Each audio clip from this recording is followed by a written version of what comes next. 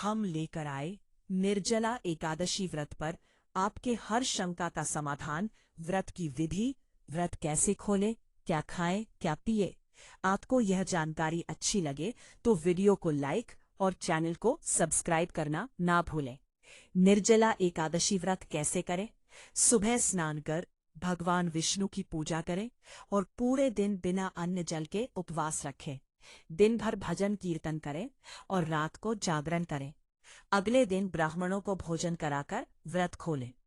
अगर बात करें निर्जला एकादशी पर क्या दान करना चाहिए, तो इस दिन जल, वस्त्र, छाता, अन्न आदि का दान करना अत्यंत शुभ माना जाता है। निर्जला एकादशी पर दान से पापों का नाश होता है और मोक्ष मिलता है। निर्जला एकादशी के उपाय में जप, दान और सेवा सबसे प्रभावशाली माने गए हैं। निर्जला एकादशी व्रत कैसे खोले? निर्जला एकादशी व्रत खोलने की विधि अत्यंत सरल और पुण्यदायक होती है। व्रत का पारण द्वादशी तिथि में सूर्योदय के बाद किया जाता है। द्वादशी के दिन प्रातः स्नान कर भगवान विष्णु की पूजा करें और उन्हें तुलसी पत्र अर्पित करें। इसके पश्चात दान अवश्य करें, जैसे कि जल, अन्न, वस्त्र, छाता या फल, जो इस व्रत का मुख्य अंग माने जाते हैं। यदि आप सोच रहे हैं कि निर्जला एकादशी पर क्या दान करना चाहिए, तो शास्त्रों के अनुसार यह सभी वस्तुएं मोक्षदायी और पितृदोष नाशक होती है। दान के बाद ही स्वयं भोजन करके व्रत का पारण करें। इससे व्रत पूर्ण फलदायी होता है। क्या निर्जला एकादशी में फल खा सकते हैं? निर्जला एकादशी व्रत का मूल स्वरूप पूर्ण निर्जल उपवास है, जिसमें अन्न या जल का सेवन वर्जित होता है। ऐसे में जब प्रश्न उठता है कि निर्जला एकादशी में क्या खाएं, तो उत्तर यही है कि धार्मिक दृष्टि से इस दिन कुछ भी नहीं खाना चाहिए।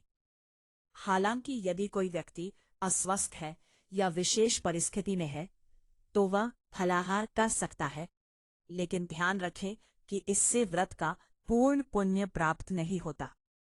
इसीलिए श्रद्धा और सामर्थ्य के अनुसार ही इस कठिन तप का पालन करें। क्या निर्जला एकादशी में पानी पी सकते हैं? निर्जला एकादशी व्रत का उद्देश्य अत्यंत कठोर तपस्या द्वारा आत्मशुद्धि और मोक्ष की प्राप्ति है। परंपरागत रूप से इस दिन पानी पीना वर्जित होता है। जब सवाल उठता है कि निर्जला एकादशी में पानी कब पिए, तो शास्त्रों का स्पष्ट निर्देश है कि इस व्रत में जल ग्रहण बिल्कुल नहीं करना चाहिए। हालांकि यदि स्वास्थ्य कारणों से व्रती निर्जल रह पाने में असमर्थ हो, तो निर्जला एकादशी व्रत में पानी कब पीना चाहिए? इसका उत्तर है केवल अत्यंत आवश्यकता पड़ने पर, वह भी सीमित मात्रा में और भगवान विष्णु का स्मरण करते हुए। लेकिन ध्यान रहे, इससे व्रत का पूर्ण फल नहीं प्राप्त होता। इसीलिए श्रद्धा, संयम और अपनी शारीरिक क्षमता को समझते हुए व्रत का पालन करना चाहिए। निर्जला एकादशी के बाद क्या खाएं? निर्जला एकादशी व्रत के बाद पारण द्वादशी तिथि को सूर्योदय के बाद किया जाता है।